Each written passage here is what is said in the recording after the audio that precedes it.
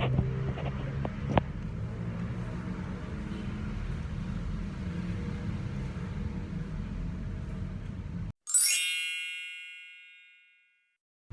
assalamualaikum warahmatullahi wabarakatuh. Ketemu lagi dengan aku Afisa Dasani, dan di sini aku mau menjelaskan tentang bab 2 buku Better Than Before. Dalam bab 2 buku Better Than Before ini terdapat 3 subbab. Apa aja sih 3 subbabnya itu? Yuk kita pelajarin satu persatu. Subbab yang pertama yaitu dengan judul cukup untuk dimulai atau langkah pertama. Ada sedikit kutipan di dalam subbab ini, yaitu yang menyelamatkan seseorang adalah mengambil langkah. Lalu langkah selanjutnya itu selalu merupakan langkah yang sama, tetapi Anda harus tetap mengambilnya. Itu adalah kutipan kata Anthony de Saint. Sewaktu saya mempelajari tentang suatu kebiasaan, saya mulai menyadari betapa pentingnya sebuah langkah permulaan. Langkah terpenting adalah memulai sebuah langkah pertama. Semua ucapan lama itu benar. Mulailah sesuatu dengan baik dan selesaikanlah. Namun anehnya, memulai seringkali lebih sulit daripada melanjutkan. Besok, besok, dan besok. Itulah sebuah teori besok. Logika besok ini memang membuang-buang waktu dan juga memungkinkan kita untuk menyangkal bahwa tindakan yang kita lakukan saat ini bertentangan dengan keinginan kita. Logika besok ini memanjakan kita untuk menunda suatu pekerjaan yang seharusnya bisa kita selesaikan saat itu juga. Saya telah melihat fakta yang ada pada diri saya. Saya ini seringkali merasa cemas ketika belum mengerjakan suatu tugas yang menumpuk. Dan dengan susah payahnya saya memulai untuk melakukan langkah pertama itu. Ketika saya mencemaskan fakta bahwa saya belum mengerjakan tugas yang begitu menumpuk, saya merasa dorongan yang hampir tak tertahankan di dalam diri saya untuk menunda pekerjaan tersebut karena begitu banyaknya tugas. Nah, dengan begitu saya menggunakan logika besok dalam mengerjakan tugas setiap harinya. Tetapi yang saya rasakan, tugas tersebut semakin menumpuk, bukannya selesai, malah menjadi semakin banyak. Dan belum lagi menjadi tambahan beban di dalam diri saya, yaitu kecemasan yang ada pada diri saya. Saya coba untuk memperhatikan kegiatan untuk memulai dan juga untuk berhenti. Karena mengambil langkah pertama sangat penting dan seringkali begitu sulit. Saya berusaha untuk tidak goyah dalam langkah saya dan begitu saya memulainya. Maka kesimpulannya yang saya dapatkan, kebiasaan adalah perilaku yang ingin saya ikuti selamanya, tanpa keputusan, tanpa perdebatan, tanpa henti, dan tanpa ada kata selesai. Next, kutipan yang kedua, dengan judul sementara menjadi permanen. Dalam subbab ini terdapat sedikit kutipan, yaitu tidak ada makhluk yang batinnya begitu kuat sehingga tidak terlalu ditentukan oleh apa yang ada di luarnya. Itu adalah kutipan menurut George Eliot.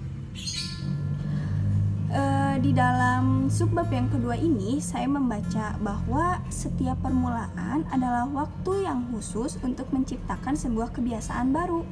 Dan pada permulaan tersebut kita mengalami lembaran yang baru dan bersih, di mana keadaan berubah untuk melihat kemungkinan awal yang baru yang lebih baik.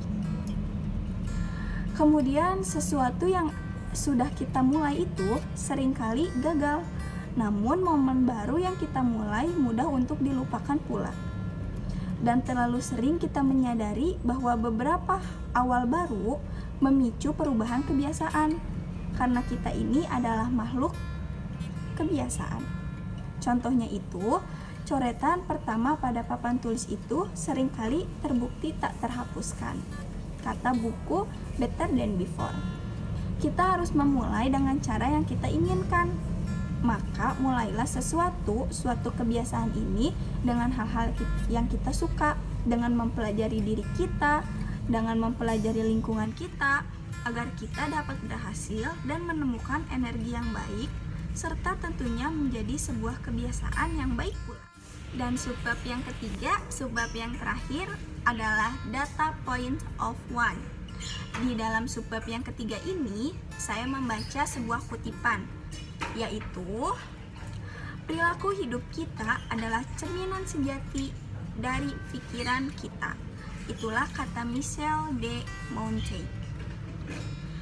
Dalam buku ini juga saya membaca bahwa sesuatu dapat mendorong kita untuk membuat perubahan dalam kebiasaan kita, entah itu dari kebiasaan baik ke kebiasaan buruk, atau dari kebiasaan buruk ke kebiasaan baik yang kita harapkan.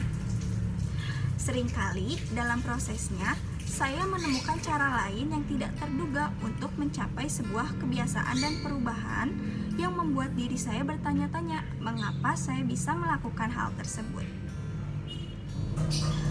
Membicarakan dan berdiskusi tentang perubahan kebiasaan seringkali menekankan pada pentingnya mengulangi suatu tindakan yang berulang kali sehingga menjadi otomatis, dan pengulangan semacam itu membantu kita untuk membentuk suatu kebiasaan yang baik.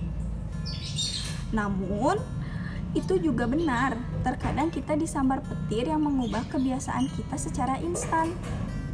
Dalam buku Better Than Before ini, saya menemukan beberapa ide baru dan tiba-tiba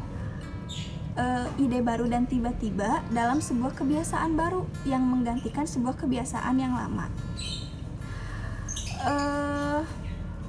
Ide-ide baru ini mengubahnya tanpa sebuah persiapan, tanpa langkah kecil, tanpa sebuah keraguan, dan melewatinya dari sebelum ke sesudah dalam sekejap.